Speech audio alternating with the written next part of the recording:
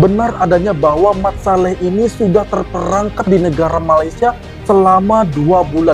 Betul-betul sangat mengejutkan guys ya. Apakah di sini dia kehilangan paspornya atau paspornya yang telah rusak atau ada masalah di imigrasinya? Bagaimana guys ya? Nah, disinilah dia terpaksa terperangkap di negara Malaysia akibat dari apa? Dia bisa saja seminggu di Vietnam, bisa saja seminggu di Thailand, bahkan di Indonesia.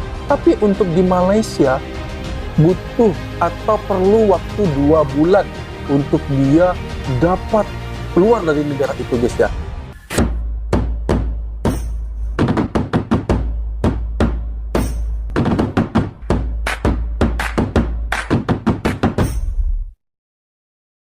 Assalamualaikum warahmatullahi wabarakatuh. Halo guys, berjumpa lagi hari ini bersama saya yang tentunya selalu menyapa Anda semua di sana. Apa kabar Anda semua di sana guys? Semoga kita dalam keadaan baik-baik saja, sehat, senantiasa jasmani juga rohaninya. Dan apapun itu kegiatan yang kita lakukan di hari weekend ini, semoga juga diberikan kemudahan dan juga kelancaran oleh Tuhan Yang Maha Kuasa. Amin, amin ya robbal alamin.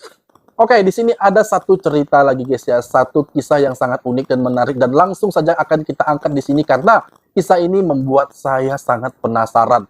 Nah, diceritakan kisah tentang turis asing yang bilang atau mengatakan dengan jujur bahwa dia telah jatuh cinta pada pandangan pertama kepada negara Malaysia. Jadi baru masuk ke Malaysia, dia sudah jatuh cinta di pandangan pertama ya guys ya. Dia membayangkan bahwa seolah-olah Malaysia itu sebagai gadis cantik yang membuat dia jatuh hati. Dia juga katakan, Malaysia adalah negara yang sangat strategis. Saya bisa berkeliling dunia dari negara Malaysia. Jadi dari negara Malaysia itu, dia bisa berkeliling kemana-mana ya guys ya, karena posisi Malaysia yang sangat strategis. Karena masuk semua negara adalah impian saya. Nah, dia katakan bahwa dia sangat ingin memasuki semua negara yang ada di dunia ini. Tapi, secara tidak sengaja, rupanya dia sudah terjebak selama 2 bulan di negara Malaysia. Nah, ini jadi pertanyaan ya guys ya. Tapi dia bilang bisa berkeliling dunia dari Malaysia karena letaknya yang begitu strategis. Tapi malah kenapa dia terjebak 2 bulan di Malaysia? Sebenarnya apa yang terjadi kepada Mat Saleh yang satu ini guys ya? Dia ingin berkeliling dunia dimulai dari Malaysia. Rupanya 2 bulan dia di Malaysia tidak keluar-keluar ya guys ya, secara tidak sengaja. Nah, yang jadi pertanyaannya nih guys ya, mengapa dia terjebak 2 bulan di Malaysia? Apakah ada sesuatu hal buruk yang terjadi? Ataukah paspor dia hilang? Ataukah bagaimana guys? Saya ingin tahu ya guys ya. Saya ingin melihat langsung video ini apa yang terjadi kepada Mat Saleh yang satu ini guys ya. Tanpa banyak basa-basi, kita akan mereaksinya. Ini dia. Good morning everybody and welcome back to another day in Kuala Lumpur, Malaysia. Actually, let me reword that. Welcome back to one of my last days here in Kuala Lumpur. I'm gonna miss the city a lot. Sad to say that I have decided to leave after being here for about 2 months.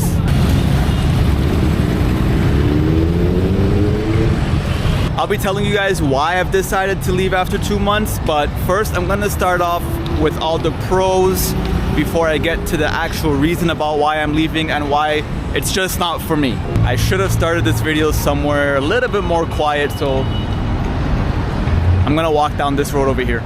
So first, I'm gonna start off with the obvious. I'm gonna start off about the people. Me as a foreigner here, as a visible foreigner in Malaysia, I've had nothing but good experiences with the people of all ethnicities in Malaysia. You know, there's 3 big ethnicities here. There's Malay people, there's Chinese people, there's Indians. I haven't had a problem with any of them. They've all been so nice, so welcoming. Like, it's just been such a great time. And I think another thing that did help was that they all speak English. Like 95% of the people that I've met here, we all understand each other. They all speak English. Like, yeah, obviously not everybody speaks the same level of English, but they understand everything. Even if they can't like elaborate on what they're trying to say to you, they understand everything you're saying. Like I'm telling you, majority of people understood me fully. So I didn't have a single problem having a conversation with anybody here. And you know what? That helps a lot because being a foreigner, like most foreigners that come here, most likely speak English, especially if they're coming from North America or Europe or Australia or wherever, right? Another thing in regards to the people, so for a country that has a lot of tourism, I was never pushed to like buy anything. Like, you know, when you go to countries and like people are constantly like haggling you and like you feel forced to like buy something from them or from their store. I never got that energy here, and I really like that. Not pushy at all. You like it, you buy it. You don't like it, we're not gonna force you or like make you feel bad that you're not buying it. I love that about Malaysia. Like, nothing was forced. That's the worst type of feeling to have when you go somewhere, when you feel like wherever you go, doesn't matter where you go. You guys know there's a lot of countries like this, people that have traveled. It's the worst feeling. And a lot of people get pushed away from traveling to countries that like, you're always like pressured to buy something, or they're always like trying to trick you or scam you. You do not get that energy here in Malaysia. Everybody is so sweet, so nice. And I'm being honest, 100% honest with you guys. Right when I'm filming, there's construction everywhere, which leads me to my next topic. Kuala Lumpur has very good infrastructure. A lot of things here are brand new. There's brand new highways everywhere. There's some highways that are like stacked on top of each other, and apparently it's cut the like time that you drive to certain places down by half apparently. Another thing that's beautiful here is their accommodation. You could get beautiful, beautiful, beautiful condos in the heart of the city, infinity pool, fitness center, everything, 24-hour security, you name it, for like $700 to $1,000 per month. And I'm talking for like a 2 or 3 bedroom condo. You're not gonna get that in too many other places in this world, I'm telling you right now. The prices for luxury living is extremely affordable. And another note in regards to these condos, the quality is amazing. I'll tell you right now, I'm from a first world country, born and raised, and we don't have condos like this over there. Over here, it's something else. They're gorgeous. And lastly, in regards to development and like infrastructure, there are world-class shopping malls within like minutes away from each other.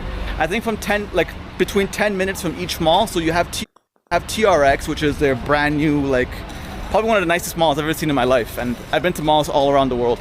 So you have TRX, you walk 10 minutes, you get to Pavilion, which is in like the heart of Bukit Bintang.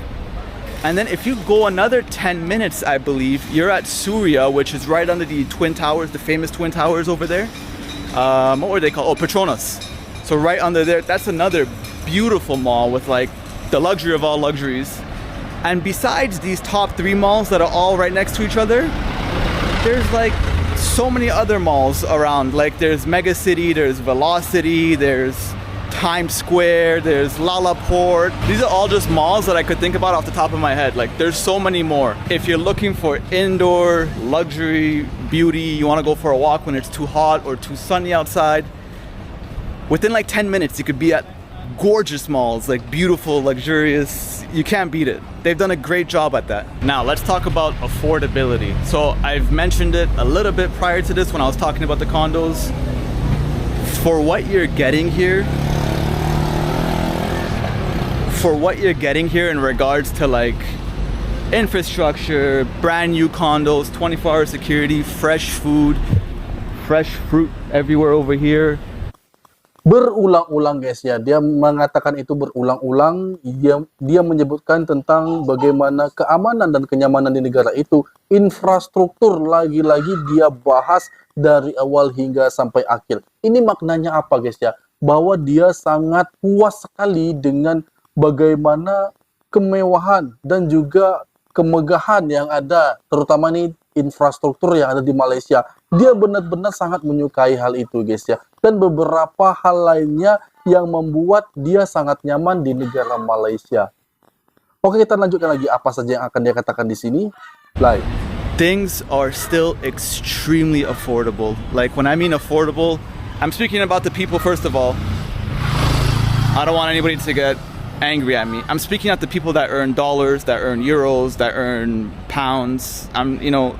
This is aimed at foreigners and expats come into Malaysia when I say it's affordable. So it's extremely affordable for those earning a foreign currency that has a lot of power here. Like when I mean affordable, I made a video, I don't know if you guys watched it or not, but for $5 to $10, you could feed yourself for the day. There aren't too many places around this world where you could do that, especially for everything that they offer you here. As I mentioned, safety, infrastructure, cheap, luxurious accommodation, cheap transportation. You don't need to buy a car here in Kuala Lumpur. You just get a Grab for like $2 to $5. You could go to most places. Your most expensive Grab ride will be the one going to the airport or the one coming from the airport. Food, I can't forget about the food. Malaysian food is world famous. Personally, I've never heard about Malaysian food before because I'm from Canada. We don't really have a Malaysian population there. So when I came here, I found out how famous it is and how many foreigners are in love with the food. And honestly, when I tasted it, it was so flavorful. Like, they actually have good food. Their like most famous dish here is called nasi lemak. If you've never tried it before, even if you're not in Malaysia, if you stumble across like a Malaysian restaurant somewhere, go try it. It's actually fantastic. It's a great dish. Another thing is about the food. There's so much other food here. You have to remember, Malaysia, yes, Malaysia is a Malay country. The inhabitants here are Malay, but Malaysians are not only Malay. There are Chinese Malaysians, there are Indian Malaysians, and it's great because it's multi-ethnic. So not only they bring other languages into the culture, but there's so much more food options here for you. The Chinese food, the Indian food, especially the Indians here, I think they're mostly from southern India. So they have like this like banana leaf type of food. It's fantastic. That was my first time trying that. Chinese food here is massive because of their population here in Kuala Lumpur and because of all the tourists that also come from China and support the Malaysian economy. So food options here are vast. You want Korean food, Mont Kiara, tons of Korean restaurants there. You want Japanese food. There's construction everywhere. I told you guys. They're building like crazy in Kuala Lumpur.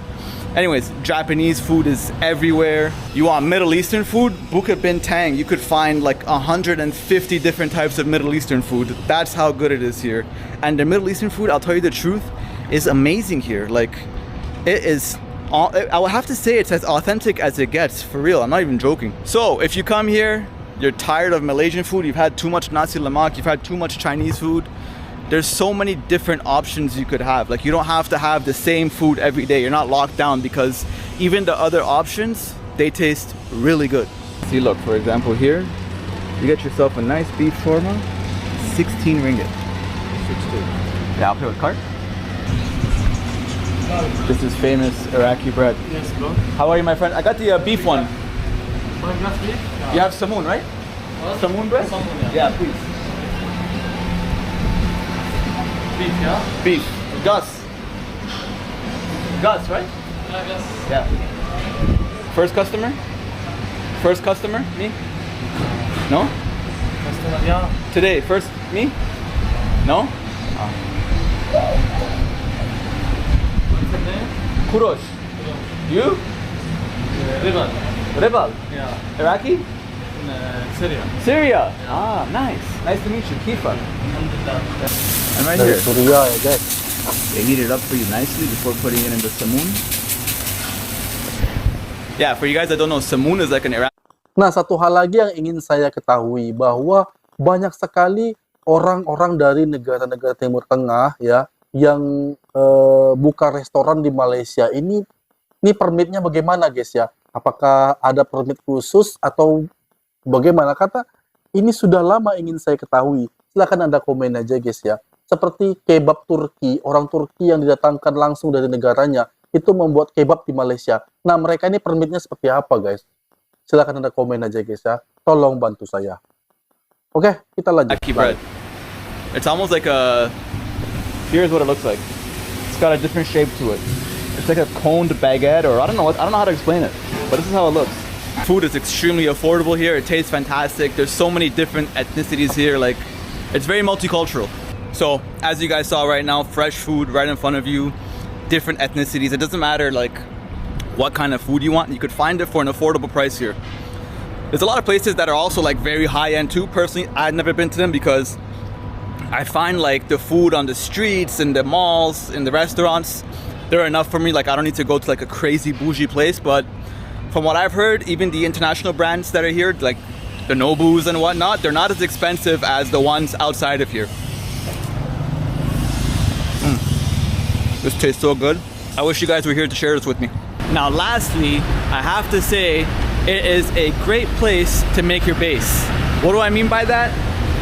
If you're looking for a base to park all your stuff, you know, get a short-term rental, 6 months to a year, and travel throughout all of Asia, this is a great place to do that because, you know, you're very close to Singapore, Thailand, Vietnam, China.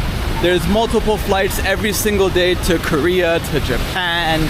You want to go to Australia, there's multiple flights. There's also many flights that go to the Middle East, and there's flights that even go all the way to London. So you're not somewhere that's so closed off where, you know, you're just stuck here, God forbid anything happen, or if you want to travel to other countries for like a few days and come right back to your home. It's a very good location, especially if you're looking to travel this part of the world.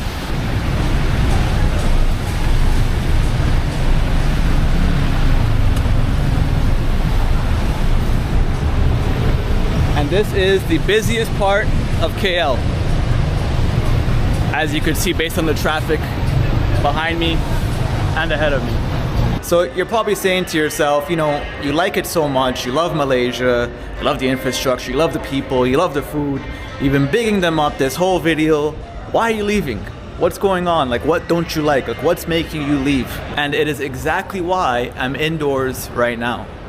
Because it is too hot and you need constant air conditioning. So just to clarify, I love hot weather, but my hot weather is like 25 to 30 degrees. Malaysia's hot weather is like 35 plus. So pretty much for the last 2 months, every single day that I've been here, it's been approximately 35 degrees or higher every single day.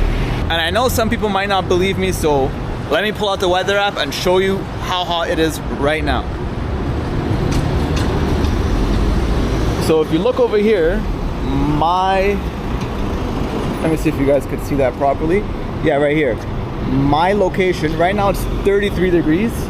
Every day, look, 34, 33, 33, whatever. And then when you come down here, it feels like 38 degrees. Yeah, so it might say that it's under 35 degrees on the weather app, but what it feels like with the humidity is always much higher. Like the highest that I've seen it here was 41 degrees. It's too humid for me. Like me personally, I can't handle it. I know a lot of people that love the humidity and love this heat, but personally, it's not for me. Why? Because I love being outside. I love walking. I like walking through the city. I like walking everywhere. I like being outside. Or I like having my window open. I don't like my air conditioning on 24/7, like shooting into my face, right? For me, that's the main reason why I'm leaving, because it's just way too humid for me. Like, I always thought I loved hot weather until I came here and I realized what real hot weather is. I quickly realized that my hot weather is more like 25 to 30 degrees, but like hot weather here, so like Malaysia, Thailand, Singapore, Vietnam, it's like 35 plus every single day almost. What's crazy is when I speak to the locals, they all tell me like this is all new, like this. Dan demikian tadi video yang baru saja kita reaksi. Ternyata benar-benar ya guys ya, benar adanya bahwa Mat Saleh ini sudah terperangkap di negara Malaysia selama 2 bulan. Betul-betul sangat mengejutkan guys ya. Apakah di sini dia kehilangan paspornya, atau paspornya yang telah rusak, atau ada masalah di imigrasinya? Bagaimana guys ya? Ternyata tidak semua itu ya guys ya. Tidak terjadi hal-hal yang seperti itu ya. Di sini dia mengaku terperangkap secara tidak sengaja. Dia menikmati panorama alam yang ada di sana. Bagaimana orang Malaysia itu semua bangsanya baik-baik ya guys ya. Mulai dari India, Melayu, dan juga Cina ya. Mereka juga bersosialisasi seperti apa adanya. Dia pun mengatakan hal secara sederhana ya guys ya. Bahwa dia tidak akan mungkin melupakan negara Malaysia. Awalnya ya guys ya. Awalnya dia ingin berkeliling dunia dan itu dia mulai dari negara Malaysia. Ternyata ya guys ya, tapi pada saat di Malaysia itu dia terperangkap 2 bulan di sana ya guys ya. Karena apa? Karena itu tadi sudah kita ketahui bahwa semua hal yang membuat dia rasa betah untuk tetap tinggal di negara Malaysia guys ya.